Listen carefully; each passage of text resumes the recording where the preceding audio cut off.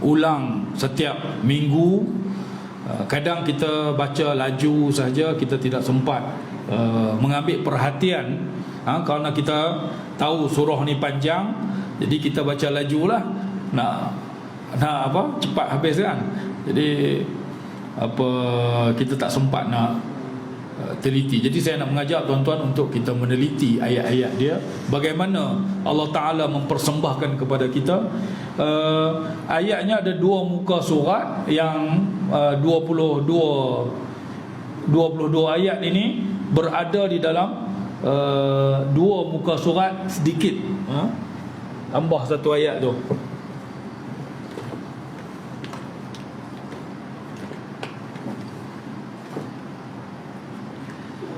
Bermula daripada A'udzubillahi minasyaitonirrajim, ayat 60 tu.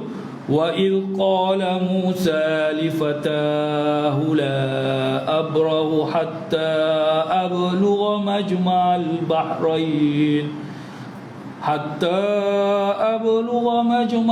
bahrain aw amdiya huquba.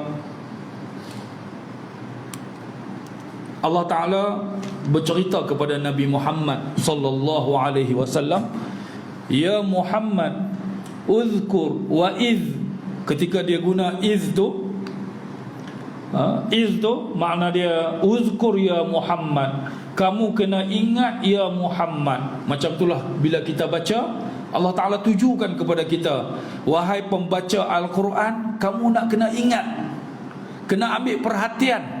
Bila ada jumpa iz dalam Al-Quran kat mana-mana, wa iz qala Musa, ingat, ambil perhatian apa yang dikatakan oleh Musa kepada fatah, kepada pemudanya. Kalimat fatah ini, fatahu, pemudanya, ada Quran terjemah menterjemahkan sebagai khadimuhu, iaitu khadamnya.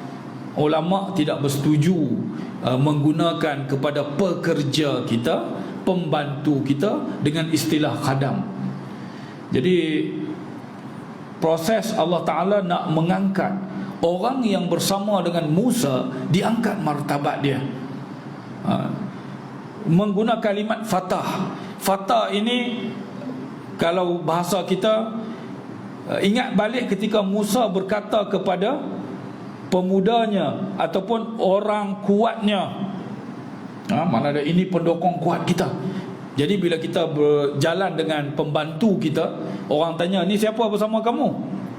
Kita perkenalkan, oh ini orang kuat syarikat kami ni, ini orang, mana dia mengangkat pekerja kita. Jangan sampai kita menjatuhkan dia, oh ni guna pekerja pun, kalau boleh kita guna kalimat yang menyenangkan hati dia. Jangan sampai kita menggunakan kalimat yang merendahkan dia. Ni pemuda ni, pemuda ini adalah ulama kata Yusha bin Nun. Yusha bin Nun, pembantu Nabi Musa, yang kalau dalam Taurat, habis sahaja cerita Nabi Musa wafat, surah setelah Nabi Musa wafat dalam Taurat akan start surah Yusha bin Nun. Inilah pemudanya yang akan mengganti Musa alaihi salam. Dalam peristiwa ini, kisah ini kita tengok latar belakang sikit. Sepintas selalu berkaitan dengan kisah Musa dan Khidir alaihissalam. Ia antara 4 kisah besar yang aneh di dalam surah Kahfi. Surah Kahfi ini 4 kisah ni memang pelik-pelik sikit. Jadi antaranya kisah Musa dan Khidir ini. Kisah ini merawat fitnah ilmu dan bagaimana menanganinya. Musa alaihissalam suatu hari ketika dia duduk mengajar Bani Israel, tiba-tiba ada seorang tanya, mereka begitu kagum dengan keilmuan Musa, lalu tanya, wahai Musa, di zaman kita ni ada lagi ke orang yang berilmu seperti kamu? Musa dalam keadaan dia fikir tak ada rasul lain, tak ada orang lain, dia kata mungkin tidak ada kot. Lalu Allah Ta'ala menurunkan wahyu kepada Musa, wahai Musa, sebenarnya masih ada alim, ulama yang lebih besar ilmunya darimu. Sekarang Musa kata, ya, kalau kamu nak jumpa dengan dia, pergilah ke tempat pertemuan dua laut. Di sana ketika kamu hilang ikan kamu, di situ kamu akan bertemu dengan orang alim ini. Jadi kerana manusia bila berilmu tinggi, ni kita lah, Musa alhamdulillah dia bukan menyatakan dalam keadaan takabur, tetapi dalam keadaan realiti. Dialah yang dapat wahyunya daripada Allah ketika itu. Siapa lagi yang lebih berilmu? Tetapi Allah Ta'ala kata masih ada orang yang diberi ilmu lebih dari Musa. Keempat, peristiwa ini berlaku ketika Bani Israel dan Musa AS terlepas daripada Fir'aun dan mereka sesat di semenanjung Sinai selama 40 tahun.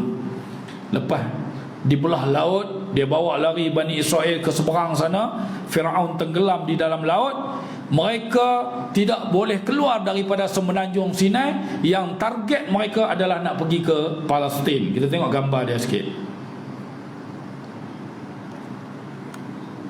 Ini Mesir, sebelah sini Mesir. Ini pun hari ini semenanjung Sinai, Mesir. Dia nak pergi ke Palestin, naik ke atas sana. Dulu Musa pernah lari lepas dia bunuh orang Qibti tu. Dia lari daripada Mesir ni, semenanjung Sinai, dia sampai ke sebelah Jordan sini, Saudi, di Madian. Madian tu ada kat sini, tempat dia lari dulu. Madian tu ada di sini. Sekarang dia lintas laut ni, laut Suez. Hari ini terusan Suez. Ni semenanjung Sinai ini, dia semenanjung Sinai ini masih dalam Mesir. Dia berada di antara Teluk Suez dengan Teluk Aqabah. Ni ujung sekali ni dah Israel ni. Hari inilah tanah-tanah Palestin lah Israel ambil. Kalau saya pernah naik kapal dari sini seberang, nampak di sini ujung ni nama dia Eilat. Eilat itu di Israel. Pembangunan dia cantik. Tengok yang di sebelah Jordan dengan sebelah Mesir ni tak ada apa. Makna dia pembangunan terlalu sedikit lah berbanding di Eilat, tempat Israel hari ni. Jadi Nabi Musa ketika belah laut ini, mereka masuk ke semenanjung Sinai. Allah Ta'ala sesatkan mereka di sini untuk proses tarbiyah selama 40 tahun, sehingga Nabi Musa mati di situ, Nabi Harun mati di situ, generasi awal mati di situ. Tinggal generasi yang ditarbiyah oleh Nabi Musa, yang dibawa oleh Yusha' bin Nun untuk masuk ke Palestin nanti dalam keadaan mereka sudah dirubah dari sudut pemikiran, dari sudut tarbiyah, dari sudut latihan. Jadi ketika di sinilah berlakunya proses itu sebelum Allah Ta'ala hantar generasi Bani Israel ini balik ke Palestin. Jadi pertemuan dua laut ini, ulama kata di antara Teluk Aqabah dengan terusan Suez, di tengah-tengah ni. Ni di paling tengah ni dikatakan pertemuan dua laut, Majma'al Bahrain. Ni di Laut Merah, Laut Merah. Atas sana Laut Mediterranean, atas ni Bahrul Abyad Mutawassit, Laut Putih Pertengahan, yang dipanggil hari ini sebagai Laut Mediterranean. Yang daripada atas ni Laut Mediterranean ni sampai ke Gibraltar, Jabal Tariq di Spanyol, di Maroko sana, dia akan keluar air ini ke sana.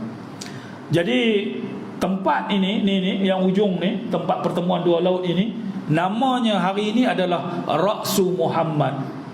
Nama dia adalah Ra'su Muhammad, dalam bahasa kita kepala Muhammad. Tempat itulah dikatakan tempat pertemuan dua laut, di mana Nabi Musa alaihi salam bertemu dengan Khidir yang Allah Ta'ala janjikan kepada dia. Di sini akan memperlihatkan keazaman yang tinggi sangat perlu kepada penuntut ilmu. Yang nak menuntut ilmu kena ada keazaman seperti Musa. Keazaman dia amat tinggi. Untuk belajar memerlukan bekal, usaha keras, guru yang kompeten. Mana kena pilih guru yang baik, sekolah yang baik. Juga hendaklah beradab ketika berinteraksi dengan guru, dan guru boleh meletakkan syarat. Ketika kita masuk ke sekolah tu ada syarat-syarat yang patut kita ikut, harus kita boleh ikut, kita kena ikut, kerana dalam kisah ini menceritakan guru meletak syarat. Okey, kita akan langsung ke meneliti ayatnya. Tadi kita dah cerita tentang iz, makna dia kena ingat. Kalau kita jumpa dalam Al-Quran, setelah iz, Allah Ta'ala tuntut kita supaya ingat, ambil perhatian kepada kisah yang akan dibentangkan kepada kita. Yang kedua, Allah Ta'ala mengangkat perkataan Fatah ini kepada pemuda Musa, untuk mengangkat martabat dia. Saya ingin kita akan tengok lagi martabat dia diangkat, supaya pentingnya seseorang mendampingi ulama. Bila dia mendampingi orang berilmu, dia diangkat martabatnya. Itu kita akan jumpa nanti.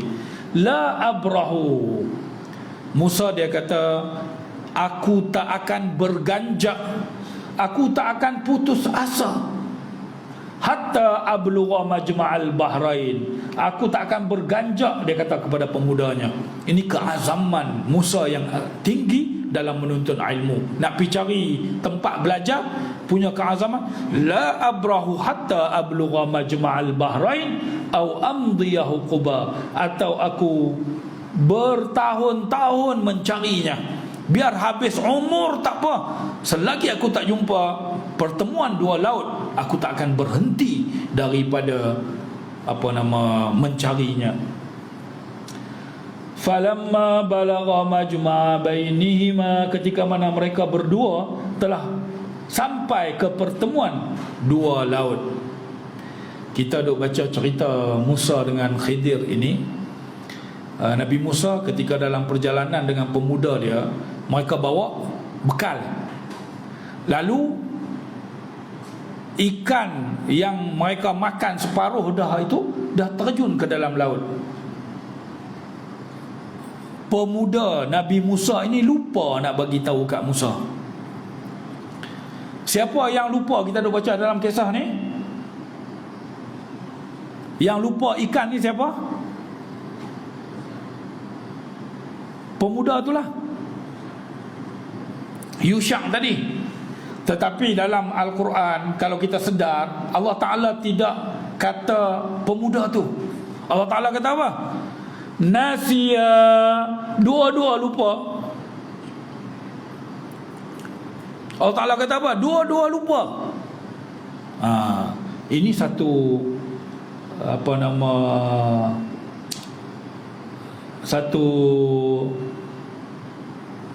satu penelitian yang cantik yang dikemukakan oleh ulama kepada kita.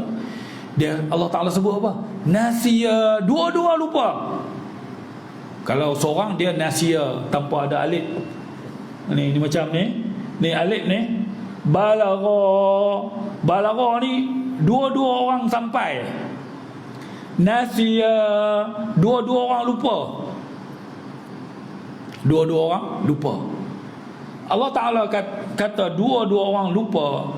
Ulama buat penjelasan, sebab lepas tu pemuda tu mengaku dia yang lupa, tetapi Allah Ta'ala tidak blame dia. Dan Allah Ta'ala tak mahu orang lain blame dia. Kamu yang lupa ikan menyebabkan Nabi Musa lambat nak bertemu dengan Khidir. Jadi Allah Ta'ala kata nasiya, dua-dua lupa, untuk mengangkat martabat pemuda tadi. Ulama bawa contoh, katanya contohnya kita dalam banyak grup, kita buat grup ni, banyak grup nak pergi ke satu tempat. Cuma ada satu grup dia tak lengkap data dia, IC tak bawa. Ada seorang daripada 5 orang tu IC tak bawa. Jadi grup mereka ni tak boleh masuk. Contoh kita nak pergi ke sempadan, kita ada 5 biji van, ada satu van grup ni ada lupa IC, menyebabkan yang lain semua tak boleh masuk. Lalu bila kita balik, kita bercerita, van kami 4 selesai, no game van nak lupa. Kita mengatakan walaupun yang lupa tu seorang, tapi kita hukum satu van lupa. Jadi apa ulama kata, yang lupa seorang tetapi diangkat, supaya jangan blame dia seorang. Sekali dengan Musa, bila diangkat bersama dengan Tok Guru, oh tak apalah, yang lupa pun Tok Guru, kita masih beri reserve lah. Mana dia bukan seorang yang lupa, dua-dua lupa. Yang kedua, ulama kata Nasiya, inilah kelebihan berdamping dengan ulama, berdamping dengan orang berilmu. Diangkat martabat dia, tidak dihukum dia seorang saja lupa. Nasiya, kamu sekali dengan Musa lupa. Jadi pemuda ni bila dikatakan yang lupa pun orang apa, bila Allah Ta'ala sebut dua-dua lupa, kita tak blame lah pemuda tu, kerana dua-dua lupa. Yang lupa pula Tok Guru. Jadi orang besar pun lupa bersama dengan anak buah dia. Ulama kata macam dalam kisah Ashabul Kahfi. Ashabul Kahfi kisah anjing. Anjing itu tak ada peranan pun dalam cerita tu, tetapi time orang nak kira, sayaquluna salasatun rabi'uhum kalbuhum, mereka kata, mereka Ashabul Kahfi itu 3, campur dengan anjing dia jadi 4. Kira buat apa anjing tu? Tak ada kaitan pun. Wa yaquluna khamsatun sadisuhum kalbuhum, mereka kata pemuda itu hanya 5 orang, campur anjing mereka jadi 6. Duk kira dengan anjing juga. Anjing tu tak ada peranan apa, tetapi kerana dia berdamping dengan orang-orang yang memperjuangkan agama Allah, dia diangkat. Kisahnya disebut. Anjing tidur pun Allah Ta'ala sebut. Anjing tadi tu, dia duduk depan pintu. Wa kalbuhum basitun zira'ihi bil wasit. Dalam gua, pemuda-pemuda itu tidur, anjingnya duduk di depan menghulurkan tangannya. Tak ada kaitan anjing tu, tapi diangkat cerita dia. Ulama kata kerana anjing itu mendampingi orang-orang yang mulia di sisi Allah, yang mempertahankan akidah mereka, akhirnya anjing itu pun diangkat. Ceritanya diabadikan di dalam Al-Quran. Begitulah kisah ini. Bila seorang lupa, yang lupanya anak buah, tetapi Allah Ta'ala kata yang lupanya adalah dua-dua, kerana nak mengangkat martabat pemuda yang bersama dengan Musa ini, supaya dia tidak diblame, melambatkan pertemuan di antara Musa dan Khidir. Fattaqaza sabilahu nasiyahu tauma. Kedua-duanya melupakan, kedua-duanya terlupa ikan mereka berdua. Fattaqaza sabilahu fil bahri saraba. Ikan tadi terjun, mengambil jalan, dia lari daripada dalam bakul tu, dia terjun ke dalam laut. Fil bahri saraba, dia terjun dalam laut, membentuk seperti terowong. Membentuk seperti terowong. Ini gambaran. Ini dia membentuk satu lubang. Fil bahri saraba, dia terjun ke dalam laut, ikan itu dia membentuk satu lubang. Siu nampak dia lari. Jadi pemuda Nabi Musa tengok, pelik ikan ini terjun. Apa dah lah ikan tu dah bakar dah, ikan dah dia makan separuh dah. Tiba-tiba terjun kerana Allah Ta'ala nak jadikan tanda kepada Musa untuk bertemu dengan Khidir di tempat tersebut. Fil bahri saraba. Okey.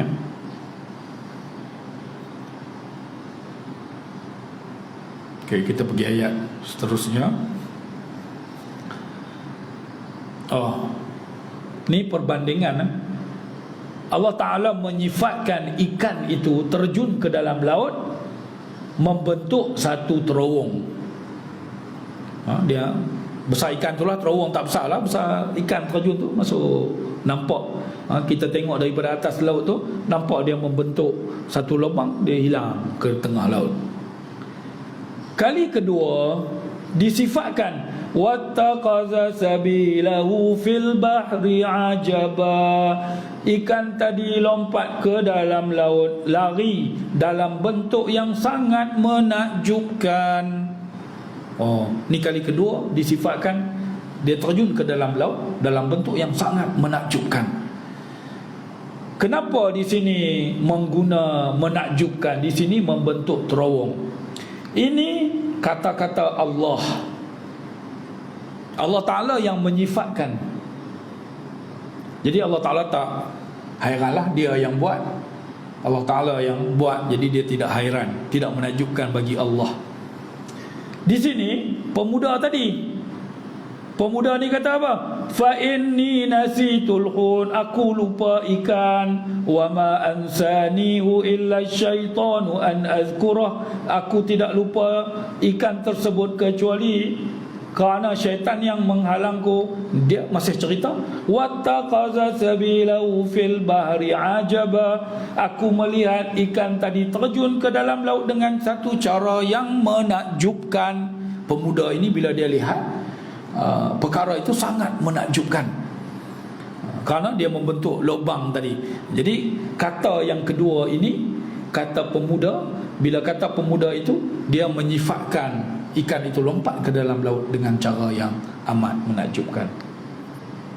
Wa ma ansanihu illa syaitan, yang tidak ada yang melupakanku kecuali syaitan. Ini adalah cabaran dalam menuntut ilmu. Syaitan mesti datang untuk menggagalkan, mengurangkan keazaman untuk belajar, mengurangkan semangat untuk belajar. Syaitan akan ganggu. Jadi dalam proses bila kita menuntut ilmu, syaitan ganggu, itu perkara biasa. Nabi Musa nak pergi belajar pun diganggu oleh syaitan.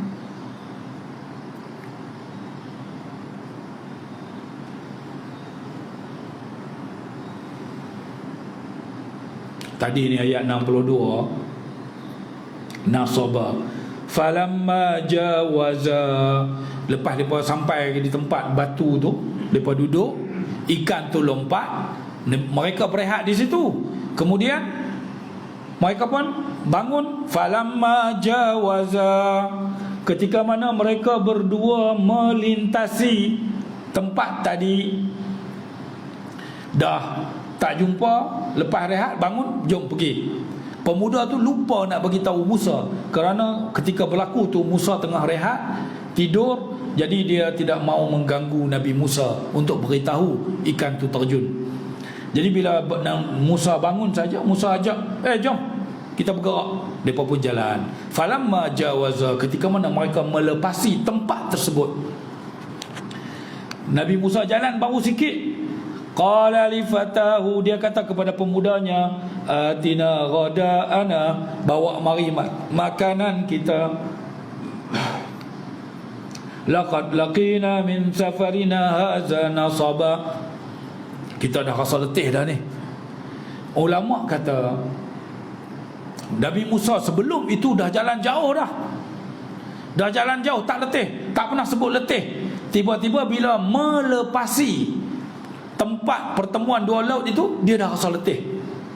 Lalu ulama kata Allah Ta'ala sengaja beri Musa rasa letih supaya dia tidak pergi jauh daripada tempat pertemuan dua laut. Jadi Allah Ta'ala beri dia rasa letih awal supaya dia tak pergi jauh. Kalau tidak nak kena patah balik jauh untuk bertemu dengan Khidir di pertemuan dua laut itu.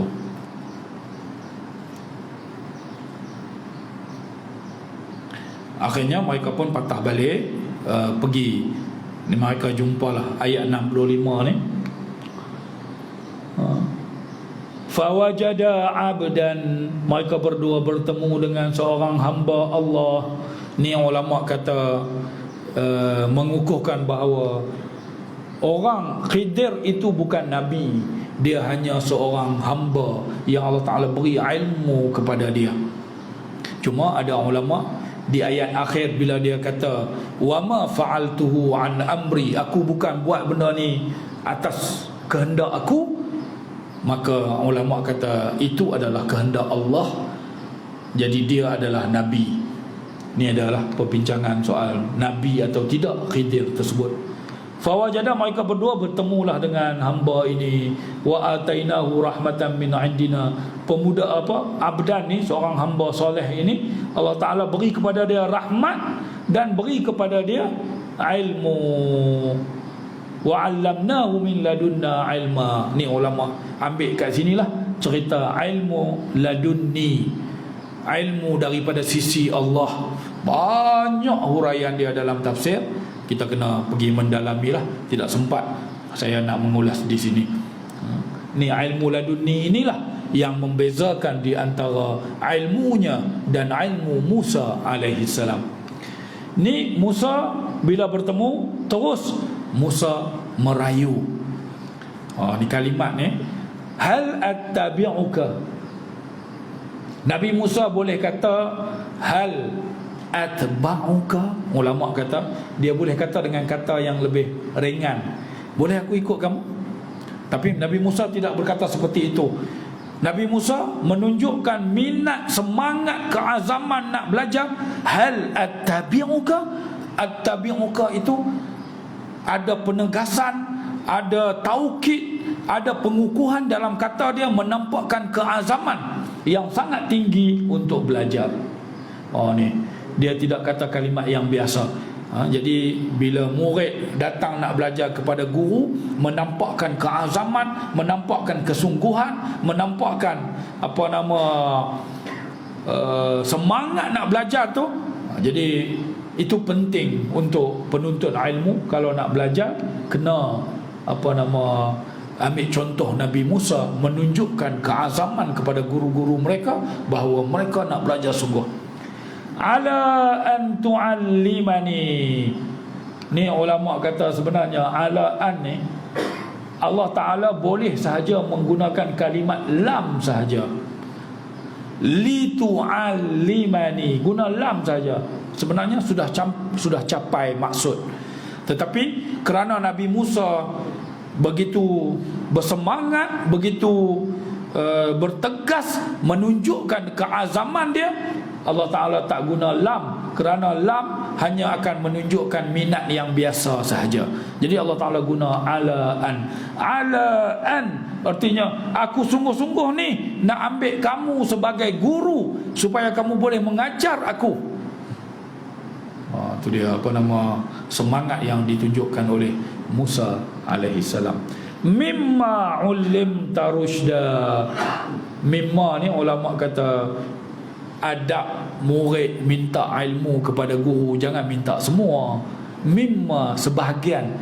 Wahai Khidir, boleh tak aku nak ikut sungguh-sungguh ni, nak ikut kamu untuk jadikan kamu sebagai guru. Tujuan aku hanya nak menuntut ilmu sahaja, tapi mimma, daripada apa yang kamu diajar.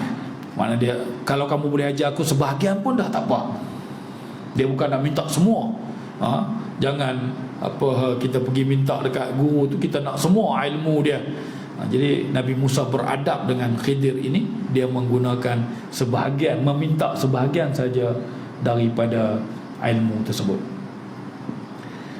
Awal lagi Khidir dah kata, qala innaka lan tastati'a ma'iya sabra.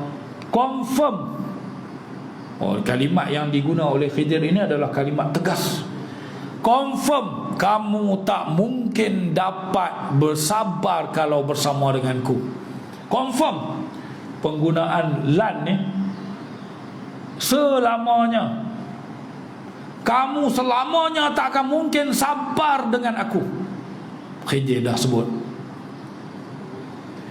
Wa kaifa tasbiru ala ma lam tuhit bihi khubra. Bagaimana kamu nak bersabar di atas perkara yang kamu tidak diberi ilmu tentangnya?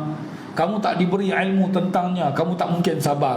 Karena Musa orang yang tegas menegakkan syariat. Tidak mungkin dia tengok Khidir bunuh budak dia boleh bersetuju. Tak mungkin dia setuju. Ni qala innaka, ni lagi kita akan tengok ada 3 kali diulang dalam kisah ini dengan penambahan kalimat. Bila tambah kalimat itu menandakan penegasan dia lebih. Cuma ulama ketika mengulas ayat setelahnya ini, qala satajiduni insyaallahu sabira wala a'si laka amra. Musa jawab balik bila Khidir letak syarat. Khidir kata kamu tak akan mampu sabar kerana kamu tak diberi ilmu itu. Musa kata satajiduni, insyaallah kamu akan dapati aku bersabar. Wala a'si laka amra, dan aku tidak akan bantah kamu. Musa berjanji apa? Akan bersabar insya-Allah dan tidak akan membantah. Cuma ulama ketika membuat penelitian, dia kata apa? Insya-Allah ini diletak bersama dengan sabar. Insya-Allah aku akan sabar. Wala a'si laka amra, dan dia tak letak insya-Allah dekat bantah. Untuk bantah aku tak kata insya-Allah. Makna dia aku mungkin bantah kamu kalau kamu buat benda tak betul. Sebab insya-Allah tak diletak dekat sini. Jadi ada 2 kata ulama. Yang pertama, insya-Allah ini kepada dua-dua. Pertama dia janji nak sabar insya-Allah. Yang kedua dia janji tak akan bantah insya-Allah. Dua-dua boleh pakai insya-Allah di situ. Penafsiran yang kedua lebih teliti, lebih mendalam. Insya-Allah ini hanya dikatakan kepada sabar saja. Insya-Allah aku akan sabar. Tapi untuk tidak bantah kamu, itu aku tak janji insya-Allah. Sebab tu Nabi Musa bantah kerana dia tidak kata insya-Allah di kalimat wala a'si laka amra, aku tidak akan engkar perintah kamu. Jadi akhirnya apa Khidir bagi syarat, qala fa in ittaba'tani, okey, kalau kamu dah bersemangat nak sabar, nak tak mau bantah apa semua, kalau kamu ikut aku ni, Khidir letak syarat, fala tas'alni an syai', jangan tanya apapun jangan tanya. Dia ada guru ketika mengajar, dia tak suka orang tanya. Ada guru tak apa, tengah dia mengajar silakan tanya. Tapi guru yang style Khidir ini jangan tanya. Hatta uhdisa laka minhu dzikra, sehingga aku cerita kepada kamu sebab apa aku buat benda tu. Mana dia tak payah kamu tanya, aku akan cerita nanti. Ni syarat yang diletak kepada Musa.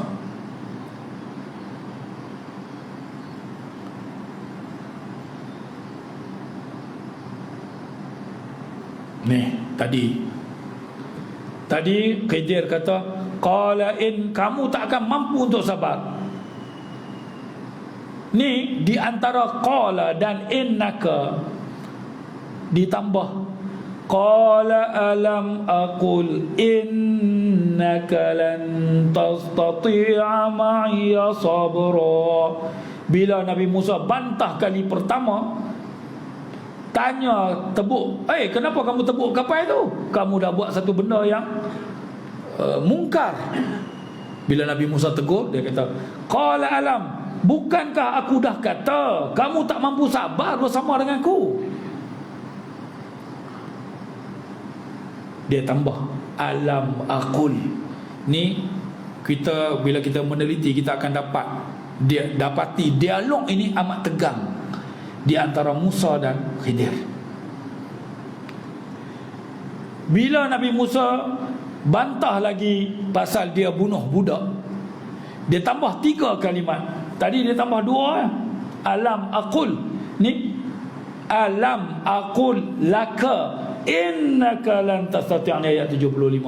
Aku dah kata kepada kamu tadi, kamu memang tak mampu nak sabar. Ni kita baca kadang kita tak sedar ada berlaku penambahan. Jadi penambahan ini menunjukkan betapa tegas marahnya Khidir bila Musa engkar janji yang telah mereka persetujui di awal proses nak menuntut ilmu tadi. Tiba-tiba Musa tak pegang dengan janji, marahlah dia. Qala alam aqul laka innaka lan tastati'a ma'iya sabra. Berlaku penambahan kalimat bila penegasan itu lebih keras, lebih tegas. Teguran Nabi Musa pula lagi keras. Dia tegur yang pertama, laqad ji'ta syai'an imra. Bila dia tebuk kapal tu, dia kata kamu telah mendatangkan satu benda yang besar.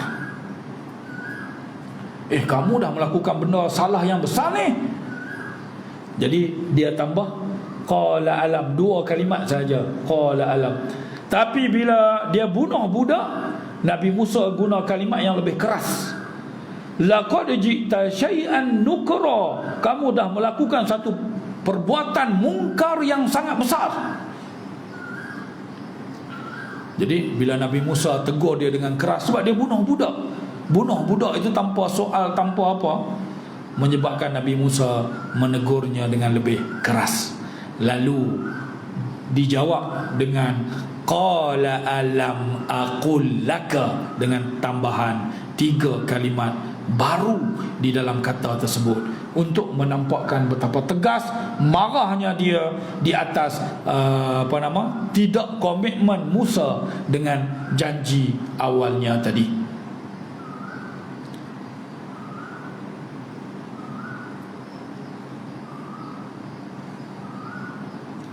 Ini kita fakta terakhir yang kita nak bentang hari ini,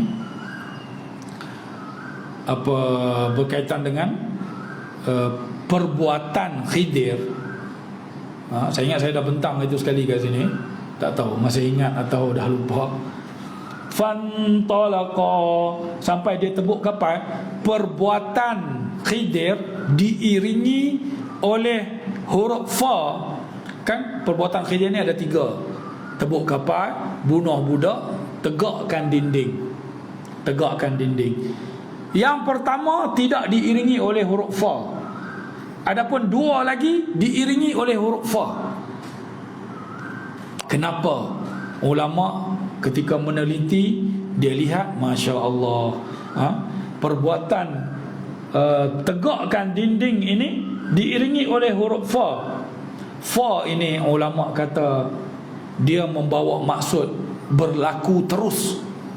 Bila dia nampak dinding nak reban, dia terus pergi tegakkan dinding itu tanpa runding dengan Musa, tanpa ajak Nabi Musa, tanpa bincang dengan Nabi Musa. Musa, dinding nak runtuh, jom kita tolong bantu. Tak. Dia tidak runding. Dia terus buat. Nampak dinding nak runtuh, terus dia tegakkan. Yang kedua, bila dia jumpa budak, terus dia bunuh. Ada kalimat, ada huruf fa kat sini, faqatalah. Dia terus bunuh tanpa tanya nama. Betul ke budak ni? Nama apa? Mak kamu, ayah kamu siapa? Tak tanya. Faqatalah. Jumpa budak, dia duduk jalan dengan Musa, budak lalu, terus dia tikam, bunuh. Marahlah Musa kepada dia. Tetapi perbuatan dia menunjukkan bahawa perbuatan Khidir terus. Dia jumpa budak, terus bunuh. Jumpa dinding, terus tegakkan. Adapun tebuk kapal, dia tak tebuk terus. Dia naik dulu kapal di pengkalan, di jeti, naik dulu sampai tengah, nampak ada raja zalim nak curi kapal, nak rampas kapal ni, barulah dia kopak kapal tersebut. Barulah dia pecahkan kapai tersebut supaya dilihat aibnya. Jadi tidak dimasukkan huruf fa di sini kerana dia naik kapai dia tak terus tebuk. Naik kapai berlayar dulu, lepas tu baru dia tebuk. Itu implikasi pakai huruf fa dengan tak pakai huruf fa yang mengiringi perbuatan Khidir alaihi salam. Jadi tuan-tuan dan puan-puan yang dirahmati Allah, saya kira itu sedikit perkongsian saya pagi ini untuk mengajak kita lebih meneliti ayat Allah untuk kita dapat melihat maksud yang lebih mendalam, yang tersirat. Kita kadang duk baca terjemahan yang tersurat tu pun, kalau kita baca terjemahan, kadang kita tak sempat baca terjemahan, kita terus sahaja, akhirnya kita tidak dapat melihat keindahan Al-Quran ini kerana kita hanya membaca surface sahaja di permukaannya. Jadi tujuan saya membentangkan kepada tuan-tuan dan puan-puan seperti ini untuk menunjukkan sebenarnya sangat teliti pemilihan kata, pemilihan kalimat, perletakan kata, penambahan kalimat. Itu sangat teliti Allah Ta'ala letak sehingga Quraisy di zaman kegemilangan mereka dalam ilmu bahasa ini tidak mampu untuk tegur, tidak mampu untuk cabar Al-Quran ini kerana dia sangat teliti, sangat indah dan sangat cantik dari sudut susunannya, dari sudut lagunya, dari sudut pemilihan kalimat, semuanya cantik dan luar biasa. Jadi tuan-tuan dan puan-puan, insya-Allah kita mohon kepada Allah agar sentiasa memberi kemudahan kepada kita agar kita dapat terus menuntut ilmu, mendalami khususnya ilmu Al-Quran ini. Mohon maaf tersalah kata, tersilap bahasa. Aqulu qawli hadza wa astaghfirullahal azim li wa lakum. Wassalamualaikum warahmatullahi taala wabarakatuh.